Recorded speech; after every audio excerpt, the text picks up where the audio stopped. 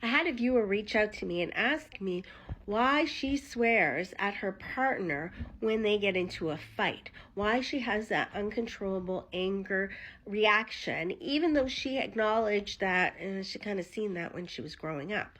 And really, it's no different than what you just seen at the beginning of this video with that dog barking. Hi, my name is Ronnie Littlewood. I've worked with thousands of couples.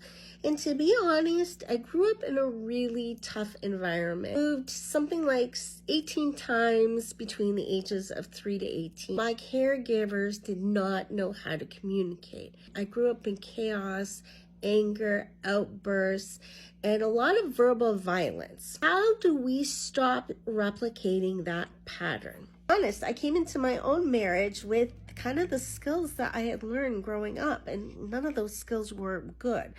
You see, typically in relationships with our partners, we do one of two things. We fight them or we flight from them, and we have to learn to face them. Now, in the case of my viewer, it's a fight response. We develop a fight response because we're in fight or flight, friends. What is that? It means cortisol and adrenaline is bathing my brain right now, and my heart is pounding and my head is racing, and I am having an intense response to a threat. If we look at it from the courage ladder perspective, we can see that anger vibrates a bit higher. And that's because anger is a secondary emotion, not a primary emotion. In other words, in order to be angry, you got to be either hurt or scared. And my guess is my friend here was probably hurt. The moment we get triggered and we go into fight or flight, we immediately attack. I'm going to get angry. I'm going to yell. I'm going to say words because I'm hurt, so I'm going to hurt you back. And I'm trying to not make you hurt me anymore. But that's not love. That's not communication. That's just old unconscious dysfunctional patterns reemerging themselves, which sometimes indicates that we got some unresolved grief and trauma from childhood. What do I do, Ronnie? How do I stop it from happening? Well, the most important thing is starting to learn how to regulate your fight or flight response. And we do that with box breathing. It looks like this. We take a big breath in. We hold it for 4 seconds. We exhale for 4 seconds. And we hold it for 4 seconds. We learn how to take deep breaths even though we're in fight or flight. Well, how's that going to help me, Ronnie? Well, I'll explain to you how. Imagine that dog at the beginning of the video is running after you. Bark, bark, bark, bark. Is there ever going to be a time where you stop and you go, no, because the dog is going to bite you if that happens. It is an unconscious response that when we feel we're under attack, we hold our breath. We all do it. Or at the very least, we shallow breathe. I can't believe they said, I can't believe I'm so angry. We all do it.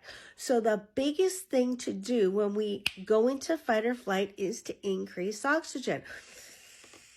By increasing oxygen, we immediately lower those cortisol and adrenaline levels that are bathing our brain and keeping us in this dysregulated state.